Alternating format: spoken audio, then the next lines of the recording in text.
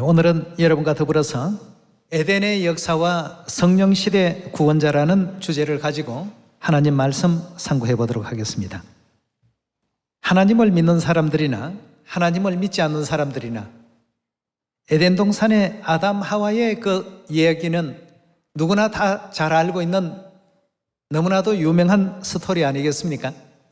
에덴의 사건을 알지 못하고는 우리 성경을 안다라고 말할 수가 없습니다.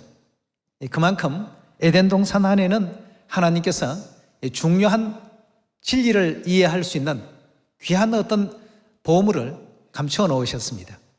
오늘 거기에 대한 진리의 내용을 함께 상고해 보도록 하겠습니다. 사람이라면 누구나가 죽기를 싫어합니다. 직위고하를 막론하고 남녀노소를 불문하고 누구나가 죽음이라는 것은 다 싫어한 가운데 있습니다. 그렇지만 모든 인류에게 죽음은 어떻습니까? 찾아올 수밖에 없습니다. 그렇다면 인류의 죽음의 시작, 어디서부터 시작됐죠? 에덴 동산에서 시작이 되었습니다. 자, 그럼 에덴 동산에서 인류의 죽음이 시작이 됐다라고 본다면 뭐든지 그 세상 일도 그렇습니다만 문제가 있는 그곳에는 뭐도 있다고 했습니까? 해답도 그 속에 있습니다. 그래서 항상 어떤 사건이 발생하게 되면 그 사건을 해결하기 위한 그 관계자들이 직접 가서 현장 조사를 하는 것 아니겠습니까? 그 문제를 풀기 위해서 그곳에 가듯이 죽음이 시작된 에덴에 생명의 어떤 비밀도 함께 놓아져 있습니다. 그 해답을 오늘 에덴 동산에서 한번 다 찾으셔서 에덴 동산의 그 비밀도 이해도 하시고 성령 시대, 이 시대 구원자로 오실 하나님에 대한 증거도 찾아보는 그러한 시간을 가져보도록 합시다. 마태복음 13장 34절의 말씀 함께 보시겠습니다. 예수께서 이 모든 것을 무리에게 비유로 말씀하시고 비유가 아니면 아무것도 말씀하지 아니하셨으니 이는 선지자로 말씀하신 바 내가 입을 열어 비유로 말하고 창세부터 감추인 것을 드러내리라 함을 이루려 하심이니라 하였습니다. 예수님께서 모든 것을 비유적인 어떤 내용을 통해서 그 제자들에게 가르쳐 주시면서 말씀하시기를 입을 열어서 비유로 말하고 창세로부터 감추인 것을 어떻게 한다고요? 그럼 창세 그 역사가 담겨 있는 책이 66권 성경 가운데 어떤 책입니까? 바로 창세기입니다. 그 창세기 안에는 하나님께서 인류에게 알리고 싶으신 부분이 많이 감춰져 있습니다. 그럼 창세기 안에는 많은 어떤 비유가 있겠습니다만 오늘 영생에 대한 비밀을 에덴에서 한번 발견해 보도록 합시다. 창세기의 그 역사를 보면 아담 하와가 따먹었던 선악과가 있고 생명과라는 나무가 있었죠. 아담 하와가 선악과를 따먹고 원죄를 저질렀다라고 얘기들을 많이 합니다만 생명을 얻게 하는 그 비결을 이 에덴에서 찾지를 못하고 있는 가운데 있습니다. 오늘 우리가 창세기 2장과 3장을 통해서 에덴의 그 비밀과 에덴의 그 역사를 확인해 보도록 합시다. 2장 16절의 말씀 보겠습니다. 여호와 하나님이 그 사람에게 명하여 가라사대 동산 각종 나무의 실과는 내가 임의로 먹되 선악을 알게 하는 나무의 실과는 먹지 말라. 내가 먹는 날에 정령 죽으리라 하시더라 하고 했습니다. 자, 이 선악과의 캐릭터는 먹으면 죽는다는 특징이 있습니다. 선악과는 절대 먹지 말라. 먹는 날에 정령 죽을 것이다 하고 했습니다만 아담 하와가 어떻게 했습니까? 사단의 꾀임을 받아서 결국 선악과를 먹고 죽을 수밖에 없었지 않습니까? 그런데 여기에 우리 하나님께서 중요한 것을 알려주시고자 하시는 비밀하신 뜻이 계십니다. 선악과를 따먹고 죽게 되었던 인류 인생, 그 사는 어떤 방법도 하나님께서는 창세기 안에 이 에덴 동산 안에 같이 또 놓아두시게 된 것입니다. 3장 22절의 말씀 보시면 여호와 하나님이 가라사대 보라 이 사람이 선악을 아는 일에 우리 중 하나같이 되었으니 그가 그 손을 들어 생명나무의 실과도 따먹고 어떻게 한다고요? 선악과를 설령 따먹고 죽을 수밖에 없게 된 죄인이라 할지라도 이 생명과만 먹을 수만 있다면 어떻게 된다고요? 영생할 수 있는데 하나님께서는 죄인은 결단코 생명과를 먹을 수 없도록끔 단호한 조치를 취하셨습니다. 23절에 계속 봅니다. 여호와 하나님이 에덴 동산에서 그 사람을 내어보내어 그의 근본된 토지를 갈게 하시니라. 이같이 하나님이 그 사람을 쫓아내시고 에덴 동산 동편에 그룹들과 두루 도는 화영검을 두어 생명나무의 길을 지키게 하시더라고 했습니다. 죄인의 손으로서는 생명과를 먹을 수 없도록끔 거룩 천사를 화영검을 들게 하시고 생명나무의 길을 지키게끔 그와 같이 해놓으셨던 것입니다. 다시 말하면 생명과의 그 길은 죄인들은 결단코 들어올 수 없다라고 하나님께서 그렇게 명을 내려놓으셨던 것입니다. 그렇다면 그 에덴 동산의 선악과와 더불어서 생명과도 같이 놔두신 것은 하나님께서 뭔가 인류에게 중요한 사실을 가르치고자 하시는 뜻이 계셨습니다. 그럼 생명과를 먹기만 하면 영생 얻을 수 있는데 마태복음 13장 그 기록 가운데서 모든 내용들이 창세로부터 감춰 놓으신 비유들이라고 되어 있지 않습니까? 그럼 도대체 하나님께서 뭘 알리고자 하시는 뜻에서 이 생명과의 그 비유를 이렇게 창세기 가운데 기록을 하셨을까? 생명과가 도대체 무엇일까? 이 내용들을 우리가 충분히 이해하고 넘어갔을 때 오늘날 성령시대 구원자께서는 어떤 진리를 가지고 이 땅에 출현하실까에 대한 정확한 답을 우리가 또 얻을 수가 있겠습니다. 창세기 4장으로 넘어가게 되면 거기에 아담의 그 아들들이 등장하고 있습니다. 누구 있었죠?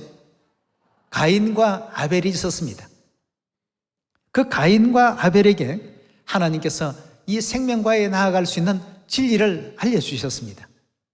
진리를 일깨워 주셨는데 가인은 순종치 못한 제사를 하나님께 드렸고 아벨은 순종하는 제사를 올렸기 때문에 아벨의 것은 하나님께서 받으셨고 가인의 것은 거부를 했습니다. 선악과와 생명과에 대한 문제가 창세기 4장까지 연결되는 장면들을 확인해 보도록 합시다. 4장 1절입니다. 아담이 그 아내 하와와 동침하며 하와가 잉태하여 가인을 낳고 이르되 내가 여호와로 말미암아 덕남하였다 하니라. 그가 또 가인의 아우 아벨을 낳았는데 아벨은 양치는 자이었고 가인은 농사는 자이었더라. 세월이 지난 후에 가인은 땅의 소산으로 제물을 삼아 여호와께 드렸고 아벨은 자기도 양의 첫 새끼와 그 기름으로 드렸더니 여호와께서 아벨과 그 제물은 연납하셨으나 가인과 그 제물은 연납지 아니하신지라. 가인이 심히 분하여 안색이 변하더라고 했습니다. 자, 여기에 이제 아벨의 제사, 가인의 제사 아주 중요한 두 사건이 발생이 되었습니다. 죄인의 몸으로는 생명과에 나아갈 수 없다라고 하셨는데 그 에덴 동산의 사건이 있고 난 이후에 하나님께서는 이 제사, 즉 예배라는 이와 같은 그 의식을 인류 인생들에게 알게끔 하셨던 것입니다. 그런데 그 예배 의식 가운데 가장 중요한 의미 중에 하나가 죄사함입니다. 우리가 잃어버렸던 생명과를 회복하지 못한다면 다시 잃어버렸던 영적 에덴으로 결코 돌아갈 수가 없습니다. 그래서 영적 에덴인 영원한 천국 본향으로 우리가 다시 돌아가려고 한다면 반드시 죄사함이 가장 우선시 되어야 되지 않겠습니까? 그 죄사함의 방법을 가인과 아벨에게 알려주셨지만 아벨은 순종하는 마음으로 짐승의 그 피를 흘려서 하나님께 제사를 드렸고 가인은 자신이 그 농사하는 자였기 때문에 농작물을 가지고 하나님께 경배를 드렸습니다. 자, 그런데 아벨의 것은 받으시고 가인의 것은 거절하신 우리 하나님, 왜 그리 하셨을까? 히브리서 9장에서 그 답을 찾아보도록 합시다. 9장 22절입니다. 율법을 쫓아 그의 모든 물건이 피로서 정결케 되나니 피 흘림이 없은즉 사함이 없느니라. 즉 죄사함이 없다라고 했습니다. 죄사함의 역사가 반드시 이루어져야만 우리가 에덴의 생명과를 다시 얻을 수 있는 것 아니겠습니까? 근데 여기에 지금 주신 가르침의 말씀을 보니까 피 흘림이 없은즉 죄사함이 없다고 이렇게 말씀을 주셨습니다. 아담의 아들이었던 아벨은 순종하는 마음으로 양의 새끼를 희생시켜서 하나님께서 기뻐하시는 피 흘림의 제사를 하나님께 올렸던 것입니다. 모세 시대까지 구전으로 전해져 내려가던 제사의 방법이 모세 시대에 와서 모든 것이 성문화되었던 것입니다. 구약 율법 조문 가운데 하나씩 기록이 되었고 이것이 이제 하나의 정례화된 하나님의 어떤 법률이 된 것이죠. 모세율법 가운데 우리가 또 중요한 것을 하나 발견해 볼 수 있는데요. 출애굽기 25장에 보면 이 피 흘림의 제사를 온전히 또 이루게 하기 위해서 하나님께서는 성소와 지성소를 짓게 하셨던 것이죠. 성소와 지성소에서는 매일같이 상번제 어떤 기도 시간마다 안식일마다 안식일 희생제물들이 올려졌던 것입니다. 출애굽기 25장 16절입니다.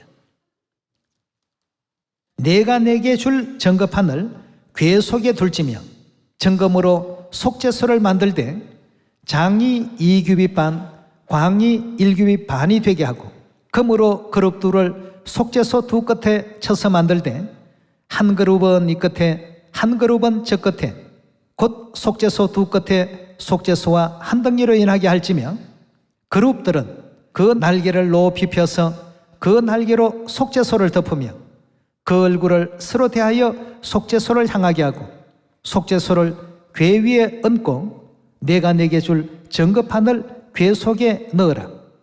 거기서 내가 너와 만나고 속죄소 위 곧 정금궤 위에 있는 두 그룹 사이에서 내가 이스라엘 자손을 위하여 너게 명할 모든 일을 너게 이르리라고 했습니다. 에덴 동산 장면으로 다시 한번 돌아가서 보시면 선악과와 생명과가 있었는데 아담 하와가 범죄하고 난 이후에 생명과의 그 길은 거룩 천사들이 맡고 있었습니다. 근데 그 거룩 천사를 하나님께서 성소와 지성소를 건설하는 그 설계를 해 주실 때 언약궤 그 뚜껑 부분에 만들어서 세우라고 일깨워 주셨습니다. 창세기에 나오는 생명과를 지키는 그 역할을 했던 거룩 천사를 지성소 안에 있는 그 언약궤 위에 하나님께서 세우라고 하신 뜻이 계십니다. 거룩 천사의 역할은 창세기에서 나타난 바와 같이 생명과를 지키는 역할입니다. 그런데 그 거룩 천사를 어디에 세우라고요? 지성소 안에 있는 언약궤 위에다가 세우라고 했습니다. 자, 그렇다면 두 거룩 천사가 서 있는 것을 바라보니까 그 언약궤는 뭘 상징하고 뭘 의미한다는 것을 우리가 금방 이해할 수 있습니까? 아, 이건 생명과구나. 그 거룩 천사가 지키고 있는 언약궤는 다름 아닌 에덴 동산에 모였다는 사실로 이해할 수 있습니까? 생명과입니다. 그럼 그 언약궤 안에는 뭐가 담겨 있을까? 히브리서 9장 1절의 말씀 보겠습니다. 첫 언약에도 섬기는 예법과 세상에 속한 성소가 있더라. 예비한 첫 장막이 있고 그 안에 등대와 상과 진설병이 있으니 이는 성소라 일컫고 또 둘째 휘장 뒤에 있는 장막을 지성소라 일컫나니 금향로와 사면을 금으로 산 언약궤가 있고 그 안에 만나를 담은 금항아리와 아론의 상난 지팡이와 언약의 비석들이 있고 언약궤 안에 뭐가 있다고요? 만나가 있었고 또 아론의 상난 지팡이가 있고 언약의 비석하면 십계명 돌비가 되겠습니다. 이것이 그 속에 담겨져 있더라고 이렇게 일러주고 있습니다. 자, 이걸 왜 두 거룩 천사가 지키고 있을까?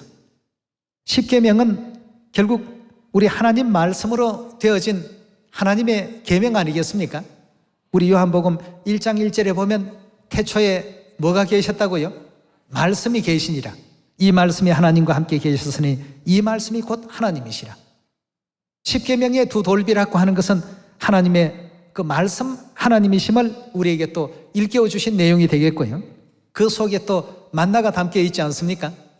근데 요한복음 6장에 보면 예수님께서 나는 하늘로서 내려온 떡이다고 하시면서 뭐에 당신을 비유하셨습니까? 만나라고 비유하셨습니다. 그리고 또 아론의 상난지팡이, 아론은 이스라엘 나라 첫 대제사장이었습니다. 결국 이 모든 것이 예수 그리스도에 대한 모든 부분들을 설명하고 있는 대목이 되겠습니다. 대제사장 직분을 가지실 예수님에 대한 모습과 말씀 하나님이심을 일깨워 주시는 대목과 하늘로서 내려온 산떡이신 만나로서의 그리스도의 어떤 그 모습을 일깨워 주신 그 내용이 어디에 담겨 있다고요? 언약궤 안에 전부 담겨 있었습니다. 결국 언약궤 좌우에 거룩천사가 지키고 있었던 그 생명과는 다름 아닌 예수 그리스도를 상징하고 표상했던 것입니다. 요한복음 6장을 통해서 확인을 해보도록 합시다. 6장 50절부터 확인해 봅시다. 이는 하늘로서 내려온 떡이니 사람으로 하여금 먹고 죽지 아니하게 하는 것이라. 나는 하늘로서 내려온 산떡이니 사람이 이 떡을 먹으면 어떻게 한다고요? 영생한다고 했습니다. 에덴 동산에서 선악과 먹고 죽게 되었던 인류 인생이 오직 유일하게 살 수 있는 길이 있다라고 한다면 에덴 동산에 생명과 먹는 길밖에 없는데 예수님께서는 사람이 이 떡을 먹으면 영생할 수 있다라고 했습니다. 51절에요. 나는 하늘로서 내려온 산떡이니 사람이 이 떡을 먹으면 영생하리라. 즉 나를 먹으면 영생하리라고 이렇게 일깨워 주셨습니다. 계속해서 말씀 보시면 나의 줄 떡은 곧 세상의 생명을 위한 내 살이로라 하시니라. 52절입니다. 이러므로 유대인들이 서로 다투어 가로되 이 사람이 어찌 능히 제사를 우리에게 주어 먹게 하겠느냐. 예수께서 이르시되 내가 진실로 진실로 너희에게 이르노니 인자의 살을 먹지 아니하고 인자의 피를 마시지 아니하면 너희 속에 생명이 없나니라고 했습니다. 예수님의 살과 예수님의 피를 먹지 않고 마시지 않는 사람들은 에덴 동산에 선악과 먹은 그 죄의 적용을 그대로 받는 사람들입니다. 절대 영생할 수 없고 생명을 유지할 수가 없습니다. 54절입니다. 그러나 내 살을 먹고 내 피를 마시는 자는 영생을 가졌다고 했습니다. 그렇다면 에덴 동산의 비유로 되어 있는 생명과의 실체는 과연 무엇이었는가를 우리가 성경을 통해서 답을 찾을 수 있는 것 아니겠습니까?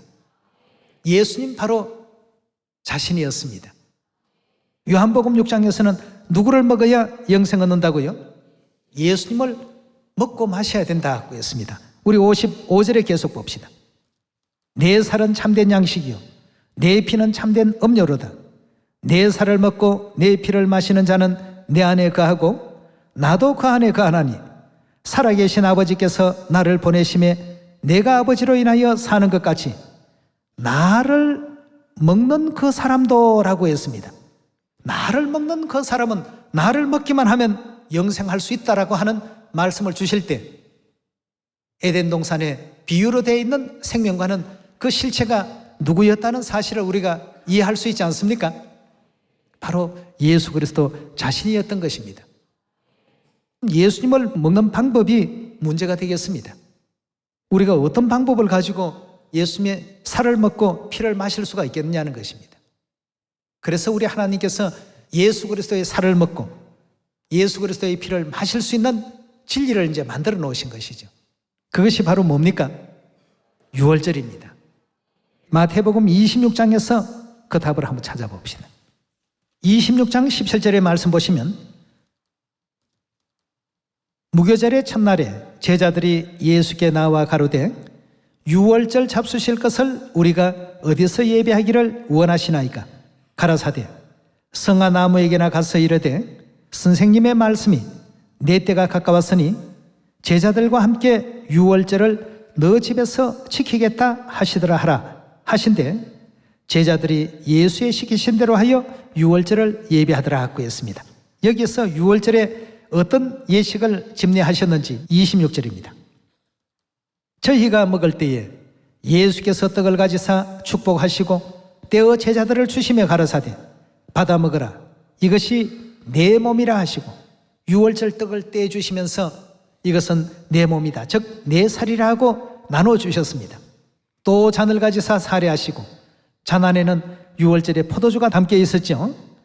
포도주가 담긴 그 잔을 가지사 사례하시고 저희에게 주시며 가라사대 너희가 다 이것을 마시라 이것은 죄의 사함을 얻게 하려고 많은 사람을 위하여 흘리는 바 나의 피 곧 언약의 피니라 하고 했습니다. 유월절 떡과 유월절 포도주 먹고 마신다는 것은 곧 에덴 동산의 생명과를 먹는 것이 되겠습니다. 인류의 그 어떤 사람도 세상에서 가장 진귀하다고 하는 그런 음식이 있다 하더라도 우리에게 영생을 줄 수 있는 것은 아무것도 없습니다. 그러나 우리 예수 그리스도께서는 당신의 살과 당신의 피를 우리 인류 인생들에게 내어놓으시면서 먹고 마시는 자는 누구든지 선악과 먹은 그 죄에서 전부 해방받고 영생 얻을 수 있다는 이 사실을 우리에게 또 일깨워 주셨던 것입니다. 죄 사함 없이는 결단코 생명과를 먹을 수 있습니까? 없습니까? 없습니다. 그래서 유월절 안에는 죄 사함의 약속도 아울러 들어가 있고 영생의 축복도 아울러 담겨 있는 진리가 되겠습니다. 이런 생명의 진리를 오늘날 세상 교회가 지키지 않는다는 것은 너무나도 참 불행한 일입니다. 그렇다면 에덴의 그 비밀을 통해서 성령 시대에 등장하실 구원자에 대한 공부를 해보도록 하겠습니다. 요한복음 10장 10절의 말씀 보도록 하겠습니다. 도적이 오는 것은 도적질하고 죽이고 멸망시키려는 것뿐이요 내가 온 것은 양으로 생명을 얻게 하고 더 풍성히 얻게 하려는 것이라 하고 했습니다.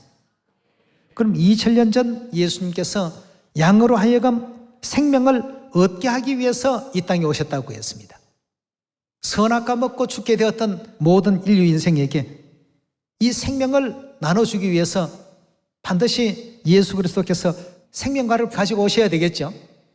에덴의 생명과를 허락지 아니하신다면 인류는 영원한 그 생명을 얻을 수가 없습니다. 생명 얻는 유일한 길과 방법은 생명과를 먹는 길밖에 없습니다.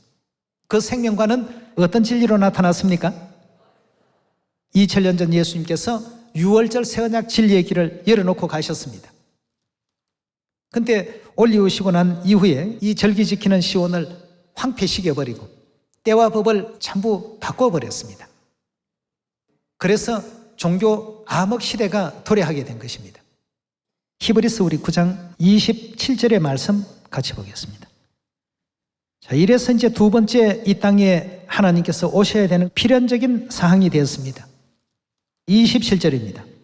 한 번 죽는 것은 사람에게 정하신 것이요 그 후에는 심판이 있으리니 이와 같이 그리스도도 많은 사람의 죄를 담당하시려고 단번에 들이신 바 되셨고 2000년 전 이 땅에 오셨을 때는 속죄 희생제물이 되기 위해서 오시게 되었고 그 다음 두 번째 오실 때는 구원에 이르게 하기 위하여 죄와 상관없이 자기를 바라는 자에게 두 번째 나타나시리라 하고 했습니다. 그럼 반드시 두 번째 오시는 그리스도께서는 에덴 동산에 뭘 가지고 오셔야 됩니까? 생명과를 가지고 오시는 분이 되어야 되겠습니다. 하나님 외에는 생명과를 결단코 가져올 수 없도록 되어 있습니다. 왜냐하면 생명과의 그 길을 열어주실 수 있는 권세는 하나님 외에는 갖고 있지 않습니다. 하나님께서 차단시켜 놓으신 그 길을 누가 열겠습니까? 이 길은 오직 하나님이 아니고는 열 수 없는 길이죠. 그렇다면 두 번째 이 땅에 오신 그리스도는 인류를 구원에 이르게 하기 위해서 반드시 어떤 진리를 가지고 등장하시는 분이 되셔야 되겠습니까?